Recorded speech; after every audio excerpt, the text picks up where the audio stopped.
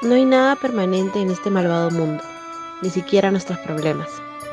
El icónico personaje que dijo esto fue Charles Chaplin, sin duda el científico social del cine mudo y en blanco y negro.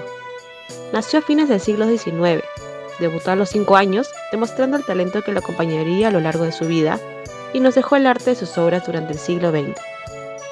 Ubicándonos en el contexto en el que vivió, sucedieron grandes cambios, entre ellos la revolución industrial, la especialización en el trabajo, la Primera y Segunda Guerra Mundial, los cambios propios del mundo del arte y del cine, entre otros.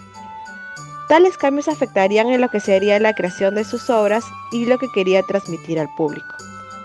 El mayor reconocimiento que tuvo fue al crear el principal personaje del cine mudo, Charlotte, representado con unos pantalones anchos, una chaqueta estrecha y desgastada, un sombrero y un bastón.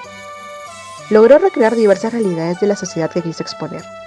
En términos cinematográficos, jugó con la expresividad de la imagen, manejó ampliamente la pantomima junto con el dominio de la gestualidad e hizo un gran acompañamiento de la banda sonora en sus obras. Seguía la línea del cine cómico e hilarante, pero con un trasfondo en el mensaje sobre la realidad social que se vivía, exponiendo temas como la desigualdad social o el capitalismo depredador. Charlotte llegó a representar diferentes papeles en los cuales suele estar en conflicto con la ley, siendo perseguido por policías u otras autoridades de forma continua y demostrando la cuestionable legitimidad de los actos de los representantes en el poder.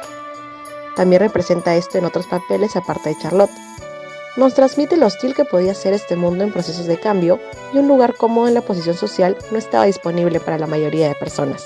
También hace una crítica a la evolución de las condiciones laborales luego de la revolución industrial y la evolución de las empresas, mostrando un frenético ritmo de trabajo en cadena generando en los trabajadores, ya angustiados por la época, un problema en la salud mental. Esto podemos verlo en la película Tiempos Modernos en 1936. Y así se puede ver que en la creación de sus obras y la realización de sus personajes también cuestiona el proceso de la sociedad y el efecto en las personas.